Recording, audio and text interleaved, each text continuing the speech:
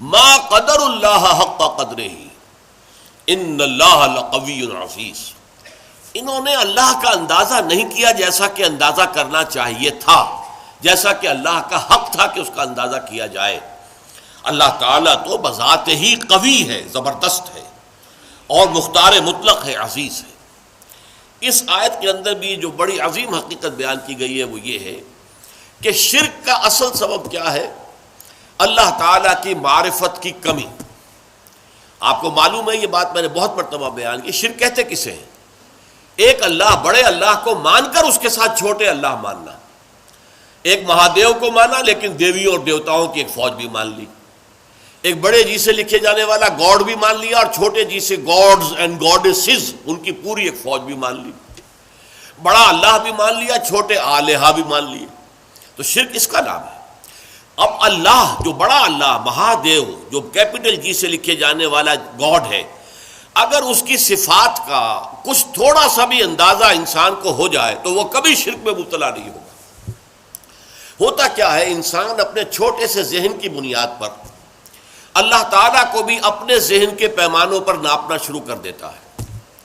جیسا کہ آپ کو معلوم ہے، زیادہ سے زیادہ تصور جو ہے پچھلے زمانے میں جاتا تھا طاقتور ہستی، با اختیار ہستی، تو بڑا بادشاہ، بس اس سے آگے کا کوئی تصور تو نہیں تھا. اب بڑا بادشاہ جو ہے، ظاہر بات ہے، نمبر ایک، اس کی حکومت جو قائم ہوتی تھی وہ اس کے جو نیچے ہوتے تھے نائبین، اس کے سردار، اس کے لارڈز، اور اس کے جو ہے منصبدار، ان کے بل پر حکومت قائم ہوتی تھی نا. آخر بڑے سے بڑا بادشاہ بھی اس کے 2 ہاتھ 2 آنکھیں 1 ناک 2 پاؤں، اس کے سوا تو کچھ نہیں تھے. وہ اکیلا کیا کر لیتا؟ اکیلا چنا جو ہے وہ بھاڑ کو نہیں پھوڑ سکتا. لہذا اس کی حکومت قائم تھی اپنے نائبین سلطنت کی بنیاد پر، جاگیرداروں کی بنیاد پر. جو بھی اس کے منصبدار ہوتے تھے، 30 ہزاری منصبدار، 50 ہزاری منصبدار، اور وہاں آپ یورپ میں انہیں کہتے تھے لارڈز ہیں. یہ ہے در حقیقت کہ جن کی بنیاد کے اوپر بادشاہ کی بادشاہت قائم. تو انہوں نے تصور کیا کہ اللہ بھی ایک بہت بڑا بادشاہ ہے، مان لیا سب سے بڑا بادشاہ ہے، لیکن اس کے نائبین سلطنت ہیں. وہ نائبین سلطنت کے بغیر تو حکومت نہیں کر سکتا. چنانچہ انہوں نے فرشتوں کو، جو کہ در حقیقت اللہ کے کارندے ہیں، جس کا صحیح تصور کیا ہے کہ یفعلون ما یؤمرون لا یعصون اللہ ما امرہم، اللہ تعالیٰ جو حکم دے دے قطعاً اس کے اندر نافرمانی نہیں کر سکتے، بلکہ وہی کچھ کرتے ہیں جس کا حکم دیا جاتا ہے. انہوں نے ان فرشتوں کے تصور کو بگاڑ کر یہ دیویاں، دیوتا، خدا، یہ چھوٹے خدا بنا لیے کہ ان کے پاس بھی کچھ اختیار ہے. آخر 50 ہزاری منصبدار جو ہے اس کے پاس بھی طاقت ہوتی ہے، فوج ہوتی ہے. 30 ہزاری منصبدار کے پاس بھی کچھ نفری ہوتی ہے، کچھ طاقت ہوتی ہے، کچھ اختیارات ہوتے ہیں. لہذا انہوں نے یہ در حقیقت دیوی، دیوتا اور گاڈز اینڈ گاڈیسز وغیرہ جو ہیں، یہ ایمان باللہ کی بگڑی ہوئی شکل ہے، ایمان بالملائکہ کی بگڑی ہوئی شکل ہے، کہ انہوں نے ملائکہ کو با اختیار مان کر اب ان کو بھی ان کے لیے مورتیاں بنا لی، ان کے لیے تصویریں بنا لی، ان کے لیے اپنے تخیل سے، اپنے تصور سے شکلیں بنا لی. پھر ان کے خاندان بنا لیے، فلاں کی بیوی، فلاں دیوتا کی وہ بیوی جو ہے وہ اس کی دیوی. اس طریقے سے ایک نظام جو ہے خاندانی گھڑ لیا اور انہیں وہ دیویاں اور دیوتا بنا لیا. انہوں نے سمجھا کہ جیسے بڑے سے بڑے شہنشاہ کی شہنشاہی بھی نائبین سلطنت کے بل پر قائم ہے، اسی طرح اللہ کی بادشاہت جو ہے تو سب سے بڑا بادشاہ وہ اللہ بادشاہ، سب سے بڑا بادشاہ، لیکن یہ کہ اس کی بادشاہی بھی ان نائبین سلطنت کی بنیاد پر قائم ہے. لہذا ان کی کچھ نہ کچھ دنڈوت کرو، ان کی کچھ نہ کچھ جو ہے وہ پوجا کرو، پاٹ کرو، کچھ ان کو دھو، کچھ ان کا دھون پیو، کچھ انہیں خوش کرو گے تو اللہ خوش ہوگا نا، یہ راضی ہوں گے تو اللہ راضی ہوگا. یہ تصور کیا ہے، انسان نے اللہ کو ایک بہت بڑے بادشاہ یا بہت بڑے جاگیردار کی شکل کے اندر دیکھا، اور یہ نہیں سمجھا کہ وہ تو خود قوی ہے. ان اللہ لقوی عزیز. اس کی قوت جو ہے فرشتوں کے اوپر اس کا دار و مدار نہیں ہے. کوئی نائبین سلطنت نہیں ہے کہ جن کے اوپر اس کی طاقت کا دار و مدار ہو. بذات ہی قوی ہے، بذات ہی عزیز ہے. اس کی قوت اور اس کا اختیار جو ہے وہ اپنی ذات میں ہے، کسی اور کے سہارے قائم نہیں ہے. اسی طرح کچھ لوگوں نے سوچا کہ بڑے سے بڑا بادشاہ بھی ہوتا ہے، تو آخر وہ ظاہر بات ہے کہ اگرچہ آپ کو معلوم ہے کہ ویسے انسان کو زیادہ مطلوب تو بیٹے ہوتے ہیں کہ اس سے اس کا نام چلتا ہے، لیکن زیادہ محبت بیٹیوں سے ہوتی ہے. اس اعتبار سے اگر کوئی بیٹی جو ہے کوئی اپنے باپ سے فرمائش کرے تو بڑا مشکل ہو جاتا ہے باپ کے لیے اپنی بچی کا، اپنی بیٹی کی فرمائش کو رد کرنا۔ اس طریقے سے عرب والوں نے کیا سمجھا، یہ فرشتے جو ہیں خدا کی بیٹیاں ہیں، اور خدا اپنی ان بیٹیوں کی کسی فرمائش کو رد نہیں کر سکتا۔ اگر یہ جو ہے کسی کی سفارش کر دیں گی تو بس کیا کہنے، پھر اس کا بیڑا پار ہو جائے گا، وہ کامیاب ہو جائے گا۔ اس بنیاد پر انہوں نے فرشتوں کو خدا کی بیٹیاں قرار دیا، ان کی مورتیاں بنائیں، لات، عزیٰ، منات، یہ سب مؤنث نام ہے جیسا کہ میں نے آپ کو بتایا۔ اور صاف انہوں نے کہا وَمَا نَعْبُدُهُمْ إِلَّا لِيُقَرِّبُونَا إِلَى اللَّهِ زُلْفَىٰ، ہم جو ان کو پوجتے ہیں وہ اس لیے کہ یہ ہمیں اللہ سے قریب تر کر دیں۔ اور یہ بھی کہا گیا کہ هؤلاء شفعاؤنا عند اللہ، یہ اللہ کے ہاں ہمارے شفیع ہوں گے۔ اختیار مطلق تو اللہ کے ہاتھ میں ہے، لیکن کوئی شخص اپنی پیاری بچی کی کسی بات کو رد کرتا ہے؟ اللہ بھی اپنی بیٹیوں کی سفارش کو رد نہیں کرے گا، لہذا ان کی سفارش سے ہمارا بیڑا پار ہو جائے گا۔ اسی طریقے سے بڑا آدمی بھی ہوتا ہے تو اس کے کچھ دوست ہوتے ہیں، ان دوستوں کی بات وہ ٹال نہیں سکتا۔ اس کی وجہ کیا ہے؟ ہر انسان کو معلوم ہو، یا بڑے سے بڑا انسان ہو، اسے معلوم ہوتا ہے کہ کسی وقت مجھے ضرورت پیش آ سکتی ہے اپنے دوست کی مدد کی۔ اب اگر میں اپنے دوست کی کوئی بات نہیں مانوں گا تو میری ضرورت کے وقت یہ میرا دوست میرے کام نہیں آئے گا۔ تو دوستیاں پالی جاتی ہیں، باقاعدہ ان کو نبھایا جاتا ہے۔ بھائی بات تو یہ غلط کہہ رہا ہے، صحیح نہیں ہے، لیکن کیا کریں، دوست ہے۔ اب دوست کی بات تو لٹائی نہیں جا سکتی، ماننی پڑتی ہے۔ اسی سے تصور بنا اللہ کے اولیاء، اللہ کے دوست، جتنے بھی عظیم انسان گزرے کہ جو اپنی جگہ پر اللہ کے بندے تھے، بالکل اللہ کی بندگی ہی پر وہ فخر کرتے تھے، اور وہ اللہ کے سامنے سر تسلیم جو ہے جھکائے رکھتے تھے، لیکن ان کے تقوی، ان کے زہد کی بنا پر انہیں جب اولیاء اللہ قرار دے دیا گیا تو وہ اللہ کے دوست ہیں، اللہ کے ولی ہیں۔ اب یہ کسی سے خوش ہو جائے اور اس کی سفارش کر دے تو بیڑا پار ہو جائے گا، لہذا اولیاء اللہ کو بھی خداؤں کی فہرست میں شامل کر لیا گیا۔ چنانچہ یہ بات تقریباً اجماعی ہے کہ یہ جو قوم نوح کے بت تھے، وہ بت تمام کے تمام اولیاء اللہ، اس قوم کے اندر جو اولیاء اللہ گزرے تھے، بڑے نیک لوگ، زاہد و عابد، اللہ کے محبت کرنے والے، اللہ کے لیے اپنی پوری زندگی لگا دینے والے، ان کے ناموں پر انہوں نے بت گھڑ لیے تھے۔ اب آج ہمارے یہاں یہ صرف کمی ہوئی ہے کہ بت نہیں ہے، لیکن قبروں کے ساتھ وہی معاملہ ہو رہا ہے۔ قبروں کو دھویا جا رہا ہے، دودھ سے دھویا جا رہا ہے، کسی عرق گلاب سے دھویا جا رہا ہے، اور پھر ظاہر بات ہے کہ اس میں سے کوئی ایک گلاس بھر کے لے آئے تو گویا کہ بڑا تبرک اس کو مل گیا، اسے سنبھال کر رکھے گا۔ یہ سارا کام کیا ہو رہا ہے؟ وہ یہی ہے کہ اولیاء اللہ ہیں، اللہ کے اولیاء ہیں، یہ راضی ہو جائیں، یہ خوش ہو جائیں، یہ کسی کی سفارش کر دیں تو بیڑا پار ہو جائے گا۔ اس لیے کہ آپ کو معلوم ہے کہ بڑے سے بڑا شخص بھی اپنے دوستوں کی بات تو رد نہیں کر سکتا نا۔ اب یہ ساری چیزیں کیوں ہو رہی ہیں؟ کہ تم نے اللہ تعالیٰ کو انسان سمجھا ہے اور بڑے سے بڑے انسان پر قیاس کر لیا ہے۔ بادشاہ ہو، بہت بڑا جاگیردار ہو، عام ایک کاشتکار جو ہے غریب، وہ شاید بادشاہ کو بھی نہ جانتا ہو کس بلا کا نام ہے، اسے تو معلوم ہے ہمارا جاگیردار ہے، جو چاہے کرتا ہے، جس کی بیٹی چاہے اٹھا کر لے گا، جس کا جو چاہے کام کرے، اس کو کوئی چیلنج نہیں کر سکتا، اس کے اختیارات مطلق ہیں، بس جاگیردار۔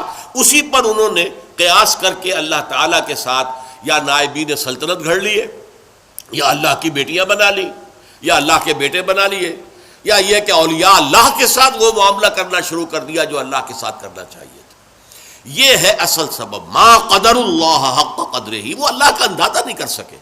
اللہ کی حکومت کسی کے بل پر قائم نہیں ہے، اللہ کسی کا دست نگر نہیں ہے، اللہ کو کسی کی حمایت کی ضرورت نہیں ہے، اللہ بذات ہی القوی ہے، اسے کسی فرشتے کی حاجت نہیں ہے، جو چاہے جب چاہے بغیر کسی فرشتے کو بیچ میں لائے ہوئے اللہ تعالیٰ کر سکتا ہے۔ آنے واحد کے اندر اس کا ایک حرف کن ہوگا اور بڑی سے بڑی بات ہو جائے گی۔ ہاں وہ چاہے تو فرشتے کو بھیج دے گا، جاؤ یہ کام اس طرح کر دو، لیکن نہیں، اس سے زیادہ حیثیت فرشتے کی نہیں ہے۔ وہ اللہ کے فرشتادے ہیں، اللہ کے کارکن ہیں، اس کے سوا کچھ نہیں۔ اولیاء اللہ کے دوست ہیں، یقیناً کوئی شک نہیں، لیکن یہ کہ ان کے ہاتھ میں اختیار مطلق نہیں ہے کہ جس کو چاہے بخشوا دے۔ اللہ تعالیٰ کا اختیار ہے، وہ جس کی چاہے گا شفاعت سنے گا، مانے گا، جس کو اجازت دے گا وہ صرف شفاعت کے لیے زبان کھول سکے گا۔ یہ ساری چیزیں جو ہیں یہ تمام اپنی اپنی جگہ پر بیٹھ جائیں تو پھر شرک کا خاتمہ ہو جائے گا، اللہ تعالیٰ کی عظمت جو ہے وہ دل پر اجاگر ہو جائے گی۔ اب اسی پر قیاس کیجئے، جو اللہ کی عظمت کا اندازہ کر لے، جو اللہ کے حسن و جمال کی کوئی جھلک دیکھ لے، کیا وہ دنیا میں کسی اور شے کا پرستار ہو سکتا ہے؟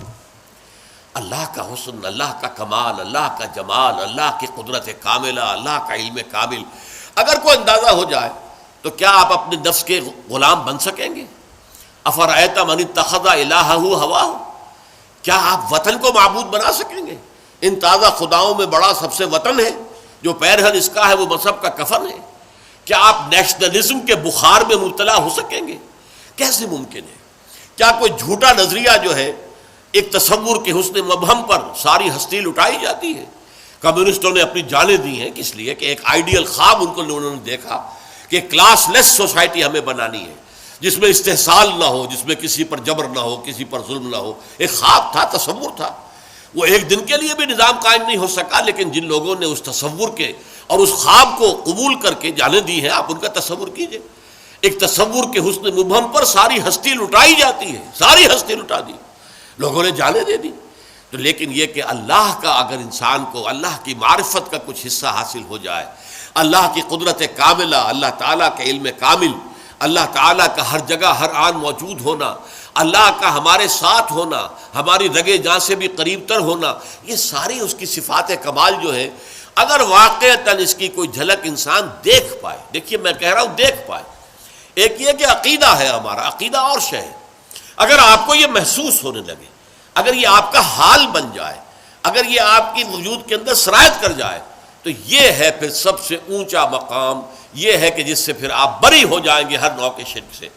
کیا فرشتے اور کیا اولیاء اللہ اور کیا انبیاء اور رسول، انبیاء اور رسول بھی اللہ تعالیٰ کے ایک کام کے اوپر معمور ہے، وہ تو کانپتے رہتے تھے کہیں ہم سے کمی نہ ہو جائے، کہیں ایسا نہ ہو کہ ہماری طرف سے تو کوتاہی نہیں ہو رہی، کہیں اللہ تعالیٰ کے ہاں ہم نہ پکڑے جائیں کہ یہ لوگ ایمان اس لیے نہیں لا رہے کہ شاید ہماری طرف سے تبلیغ اور دعوت میں کوئی کمی ہو رہی ہو۔ ان کا حال تو یہ ہوتا تھا۔ اولیاء اللہ کا معاملہ کیا تھا؟ یقیناً انہوں نے اپنی زندگیاں جو ہے لوگوں کو خیر کی طرف دعوت دینے میں صرف کی ہے، لیکن خود ان کی اپنی زندگی دیکھو، وہ مکمل عبد تھے۔ سب سے بڑھ کر یہ کہ محمد الرسول اللہ جو حبیب اللہ ہے صلی اللہ علیہ وسلم، ان کی بھی نسبت عبدیت مقدم ہے، نسبت رسالت مؤخر ہے۔ اشہد ان لا الہ الا اللہ وحدہ لا شریک لہ واشہد ان محمدًا عبدہ ورسولہ، عبدیت مقدم ہے، رسالت مؤخر ہے اس پر۔ آپ کی اصل نسبت جو ہے، میں نے بارہا اس کو بیان کیا ہے، قرآن مجید میں جہاں کہیں بھی ایسا مقام آتا ہے کہ بہت ہی شفقت اور محبت اور اپنائیت کا اظہار ہو حضور کے لیے، وہاں حضور کی نسبت عبدیت کو واضح کیا جاتا ہے۔ سبحان الذی اسریٰ بعبدہ لیلا من المسجد الحرام الی المسجد الاقصی، یہ کیا تھا؟ اس قدر بڑا واقعہ ہو رہا ہے، معراج کا واقعہ ہو رہا ہے، لیکن کیا عبد کا لفظ لایا گیا، سبحان الذی اسریٰ بعبدہ، جو اپنے بندے کو لے گیا۔ عبدہ جو ہے وہ اصل نسبت ہے۔ سورہ کہف کے اندر الحمدللہ الذی انزل علی عبدہ الکتاب ولم یجعل لہ عوجا، تبارک الذی نزل الفرقان علی عبدہ لیکون للعالمین نذیرا۔ عبدیت ہے اصل نسبت محمد الرسول اللہ صلی اللہ علیہ وسلم کی۔ جب آپ کی عمر زیادہ ہو گئی تھی، اگرچہ آپ کی عمر جو ہے عام اعتبارات سے زیادہ نہیں ہوئی، لیکن یہ کہ بہرحال کچھ نہ کچھ آخری ایام میں آپ کا جسم بھاری بھی ہو گیا تھا، اور آپ رات کو جب کھڑے ہوتے تھے تو آپ کے پاؤں متورم ہو جاتے تھے۔ اس پر یہ ہے کہ کچھ لوگوں نے کہا آپ اپنے کو کیوں اتنی مشقت جھیل رہے ہیں، کیوں آپ اتنی تکلیف جھیل رہے ہیں؟ آپ کے تو اللہ تعالیٰ، اول تو آپ کے گناہ کا کوئی سوال ہی نہیں، کوئی خطا کسی درجے میں اگر کوئی ہوئی بھی ہو تو اللہ تعالیٰ آپ کے اگلے پچھلے تمام خطائیں معاف کر چکا ہے۔ تو حضور کا کیا جواب تھا؟ افلا اکون عبدا شکورا، تو کیا میں اللہ کا شکر گزار بندہ نہ بنوں؟ اللہ کی نعمتیں جو مجھ پر ہوئی ہیں، جو انعامات ہوئے ہیں، اللہ نے مجھ پر جو فضل فرمایا ہے، اللہ نے مجھے جو مقامات عالیہ عطا کیے ہیں اور جو مزید عطا کرنے کا وعدہ کیا، مقام محمود یہ مجھے عطا کیا جانا ہے، میں اس کا شکر ادا نہ کروں؟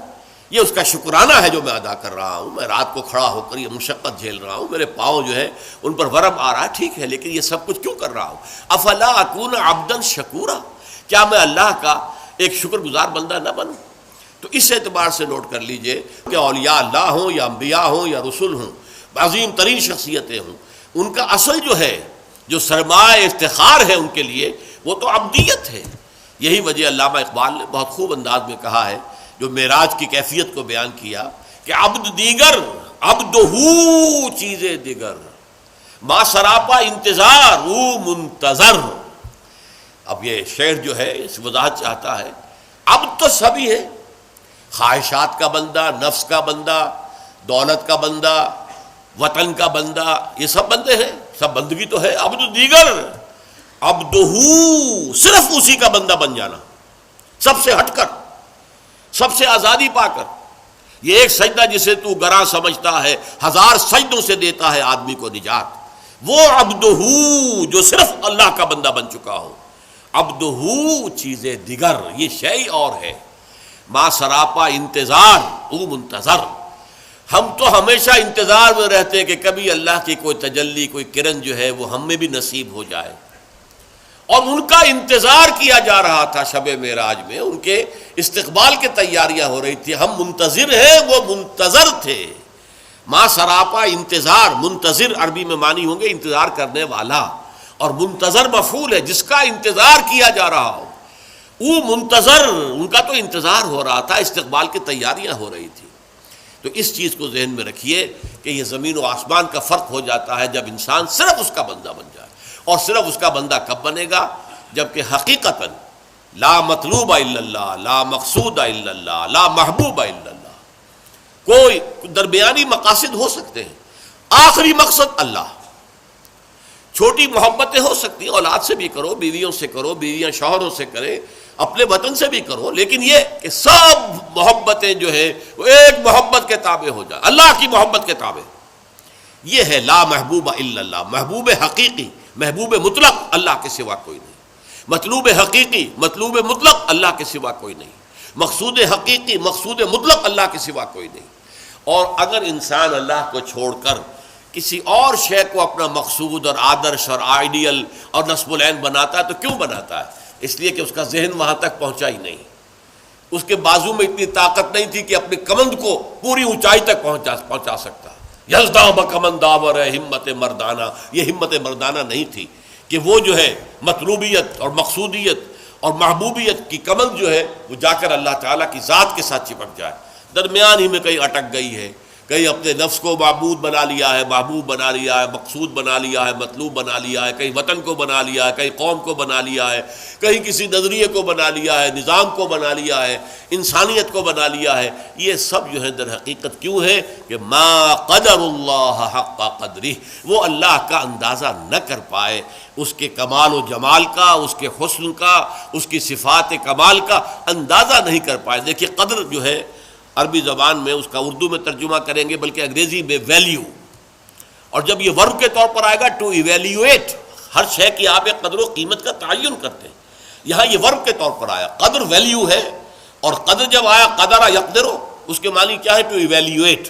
تو یہ اللہ کا اندازہ نہ کر سکے، اللہ کی صفات و ذات کی کوئی جھلک جو ہے صحیح معنی میں دیکھ نہ سکے، اس لیے ان کی کمند کہیں درمیان میں اٹک کر رہ گئی ہے، ان کا مقصود و مطلوب ذات باری تعالیٰ کے سوا کچھ اور بن گیا ہے۔ اللہ تعالیٰ ہمیں حقیقی معنی میں موحد، توحید پرست ہونے کی توفیق عطا فرمائے۔